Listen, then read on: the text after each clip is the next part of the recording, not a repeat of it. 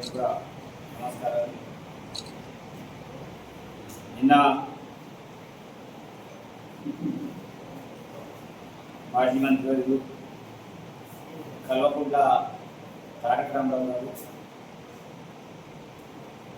కొండ గ్రామాన్ని సందర్శించి రైతు ఆత్మహత్య విషయంలో తను మాట్లాడిన విషయాన్ని, ఉన్న వాస్తవ విషయాన్ని తెలియజేయడానికి ఈ ప్రెస్ మీట్ కార్యక్రమాన్ని ఏర్పాటు చేయడం జరిగింది. వాస్తవంగా నిన్న కేటీఆర్ గారు మాట్లాడుతూ రైతుల్ని ఆగం చేయకండి, రైతులందరూ కూడా బాధపడుతున్నారు, రైతులు ఇచ్చిన రాజ్యం బాగుపడదు అని అనేక రకాల డైలాగులు కొడుతూ వచ్చి పరామర్శన చేసి తనకు రాజకీయ ప్రసంగాన్ని వీటికి వెళ్ళడం అనేది వాస్తవంగా కేటీఆర్ గారికి తెలియాలి. ఆ 10 సంవత్సరాలలో రైతులు ఎన్ని రకాలుగా బాధలు అనుభవించారు, మద్దతు ధర ఎందుకు ఇవ్వలేకపోయారు, ఎంతోమంది వరి కుప్పాలలో ఆత్మహత్య చేసుకున్న సందర్భాలు ఉన్నాయి. వరి వేస్తే ఊడని చెప్పింది మీరు, ఉచిత ఎరువులు ఇస్తామని చెప్పింది మీరు. ఎక్కడ కూడా ఉచిత ఎరువులు రాలే, ఎక్కడ కూడా మద్దతు ధర ప్రకటించలే. అందరినీ కూడా ఆగమాగం చేసి కేవలం రైతు భరోసా మీద అందరినీ కూడా మోచేతిలో బెల్లం పెట్టి నాటించే ప్రయత్నాన్ని మీరు చేశారు. కానీ మేము అలా కాదు, తప్పకుండా రైతులు రాజు చేయడమే లక్ష్యంగా గౌరవ ముఖ్యమంత్రి రేవంత్ రెడ్డి గారు ముందుకెళ్తున్నారు. వాస్తవంగా పాండురంగ్ అనే వ్యక్తి, పాండురంగ్ నవగారి వారి ఇంటి పేరు, ఆ రైతు 28న తన యొక్క జొన్నల్ని అక్కడ పెట్టడం అనేది జరిగింది. 28వ తారీఖు నాడు పెడితే 4వ తారీఖు నాడు అతనికి ఎండికి టోకెన్ ఇవ్వడం అనేది జరిగింది.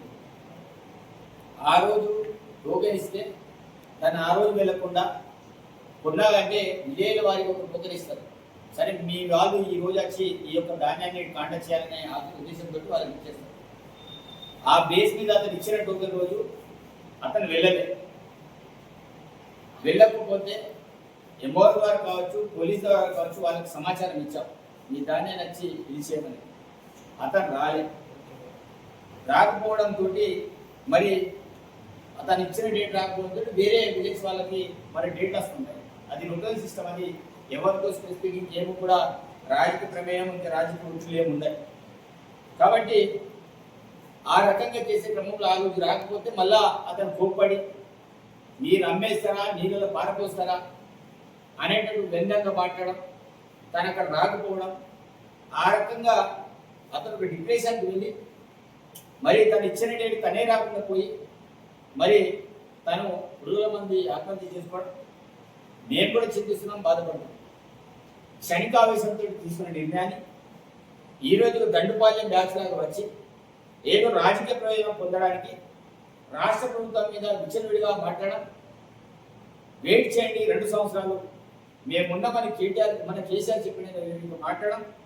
మీరు 2 సంవత్సరాలు కాదు కదా, ఇంకా 100 ఏళ్ళు వెయిట్ చేసినా మీ పార్టీకి అధికారంలో రాదు. అది గుర్తుపెట్టుకోవాల్సిన అంశం మీకు తెలవాలి. అదేవిధంగా చాలా రకాలుగా అనేక విషయాల్లో తను పోయి పరామర్శ చేసి వాళ్ళే కొంత డ్రామా వచ్చాడు. అంటే నిజంగానే ఇక్కడ ఏదేదో ప్రభుత్వం తప్పిదం జరిగింది, ఇంకేదో అయిపోయింది అని చేయడం. కాబట్టి నేను ఏమంటున్నాను, సరే మీరు సానుభూతి చూపెడతారు, మేము కూడా సానుభూతి చూపుతారు, తప్పకుండా మేము కూడా ప్రభుత్వ పరంగా వారిని ఏ రకంగా ఆదుకోవాలి, వారిని ఆదుకునే బాధ్యత మరి రైతులందరూ కూడా మేము కూడా విజ్ఞప్తి చేస్తున్నాం. మీరెవరు కూడా ఆత్మహత్యలకు పాల్పడద్దు. ఏ ఇబ్బందులున్న అధికారులందరూ కూడా మరి పనిచేస్తున్నారు. రాష్ట్ర వ్యాప్తంగా కూడా వరి విషయం కూడా ఎక్కడ కూడా మేము ఈసారి ఎక్కడ కూడా ఇబ్బంది రాలేదు, ఎక్కడ కూడా రాష్ట్రాలకు ధర్మం కాలే. కానీ మీరు బీఆర్ఎస్ వాళ్ళు ఏం చేసేది ఒక కృత్రిమ సమస్యని సృష్టిస్తారు. మొన్నేమో బీజేపీ వాళ్ళు, ఈరోజేమో బీఆర్ఎస్ వాళ్ళు. వారు వచ్చిందే నిజంగా రైతుని పరామర్శించడానికి రాలే. కేటీఆర్ గారు వచ్చిందే వాళ్ళ పార్టీని స్ట్రెంథనింగ్ చేయడానికి, బిఎల్ఏ మీటింగ్ పెట్టడానికి వచ్చేసి ఏదో తూతూ మంత్రంగా పోయి అబ్బా మనం ఇక్కడ వరకు వచ్చినాం కదా, ఆ కుటుంబం దాన్ని పోయి ఒక రాజకీయం చేద్దాం, ఒక డ్రామాబాజీ చేద్దామనే ఆలోచనతోటి ఆ డ్రామాబాజీ నిజంగా ఆ కుటుంబాన్ని ఆదుకోవడానికో ఆ కుటుంబాన్ని పరామర్శించడానికో ఈరోజు కేటీఆర్ గారు రాలే. ఈ రోజు అక్కడ వచ్చింది బూత్ లెవెల్ ఏజెంట్ల మీటింగ్ పెట్టడానికి వచ్చారు. అది అందరికి తెలుసు, అది మీడియా మిత్రులకు తెలుసు, అందరికి తెలుసు. అతని బహిరంగ సభనే కేవలం దానికోసం వచ్చి ఏదో కంటి చూపులో భాగంగా ఏదో నిజంగా రైతుల మీద ప్రేమ ఉన్నట్టు, రైతులంటే మాకు అది అభిమానం ఉన్నట్టు, రైతులంటే మేము వాళ్ళకి ఏదో మేము చేస్తామన్నట్టు ఈరోజు పోయి ఏదో డ్రామా బాయ్ చేసుకుని ఆ దండుపాలెం బ్యాచ్ కూడా పోయింది. కాబట్టి ప్రభుత్వం పైన విమర్శ చేసే కంటే ముందు వారందరూ కూడా ఆలోచన చేయాలి. తప్పకుండా పాండురంగ కుటుంబాన్ని తప్పకుండా ఆదుకుందాం, వారికి తప్పకుండా ప్రభుత్వ పరంగా సహాయం చేస్తాం. మేము వారికి అధికారులతో కూడా మాట్లాడడం అనేది జరిగింది. మా పక్షాన ఎక్కడ కూడా తప్పిదం జరగలేదన్నా. ఒకవేళ అట్లాంటిది ఏం జరిగినా తప్పకుండా అధికారులపై మేము కూడా శాఖపరమైన చర్యలు తప్పకుండా ఉంటాయి. దాంట్లో ఎలాంటి సందేహపడాల్సిన అవసరం కూడా లేదు. కావచ్చు, అక్కడ నుండి పోలీసులు కావచ్చు, అందరూ అన్ని రకాలుగా అతను ప్రయత్నం చేసినాం. మేము ఇంటర్నల్గా ఎంత రిపోర్ట్ తీసుకున్నా తను వాస్తవంగా అతను తప్పిదం వల్ల అతనే ఆత్మహత్య చేసుకోవడం తప్ప ఇక్కడ ప్రభుత్వ పరంగా ఏం లేదు. అయినప్పుడు అట్లాంటి తప్పిదం కూడా జరిగిపోయి ఉండేది, ఆత్మహత్య చేసి పోయి ఉండేది. తప్పకుండా బతుకుండి తను అవసరమైతే కొట్టాడు చేసి ఆ దానిని కొనేటట్టు చేయాల్సిన బాధ అతని మీద ఉండే. కానీ అతను ఇచ్చిన డేట్కి అతను రాకపోవడం, తర్వాత వేరే వాళ్ళు రావడం, ఆ బేస్ మీద ఇంకా పర్సెంటేజ్ మీద మాట్లాడితే ఏదో బస్తకి 50 రూపాయలు ఇంకేదో మాట్లాడింది.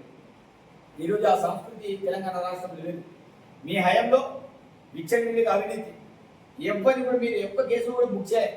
కానీ మీరు రాష్ట్ర వ్యాప్తంగా సిబిఐ కేసులు చిన్న ఆఫీసర్ నుంచి మొదలుకుంటే ఈఎన్సీల వరకు ఒక్కరు కూడా వదలకుండా ద్వారా ముఖ్యమంత్రి గారు అట్లాంటి వాళ్ళ మీద కురడే జరిపిస్తున్నారు. ఎవరైనా అవినీతి ఆక్రమణకు పాల్పడితే వారి మీద చర్యలు కూడా కఠినంగానే ఉంటున్నాయి. మీరందరూ కూడా చూస్తున్నారు. మీ హయాంలో ఎందరి మీద కేసులు బుక్ అయినాయి. మన ప్రభుత్వంలో 2.5 సంవత్సరాలు ఎంతమంది మీద ఏసీబీ ట్రాప్ అయింది, ఎంతమంది మీద మా వాళ్ళు కేసులు పెట్టారు. ఒక ట్రాక్ లిస్ట్ మీరు బయటకు తీయండి. అంటే మీరు ఎంతమంది అధికారులను కాపాడుకుంటూ వచ్చారు, ఎంత అవినీతి చేశారు. అందరికంటే అవినీతి, పెద్ద అవినీతి కాళేశ్వరం పేరు మీరే దోచుకునే బాపతి. మీ అయ్య కావచ్చు, మీరు కావచ్చు, అందరు కలిసి ఉమ్మడి కుటుంబం అంతా కూడా దోచుకోవడం అనేది జరిగింది తప్ప ఇప్పుడు ఎవరైనా ఎక్కడైనా 1 రూపాయి తీసుకున్నా తప్పకుండా వారి మీద సాగపరమైన జరుగుతున్నాయి. అట్లాంటివి ఏం ఎక్కడ కూడా రైతులు అదనంగా డబ్బులు చెల్లించడం, ఇంకేదో చిన్న ఏమైనా ఉంటే అక్కడ ఏమైనా జరిగింది కావచ్చు.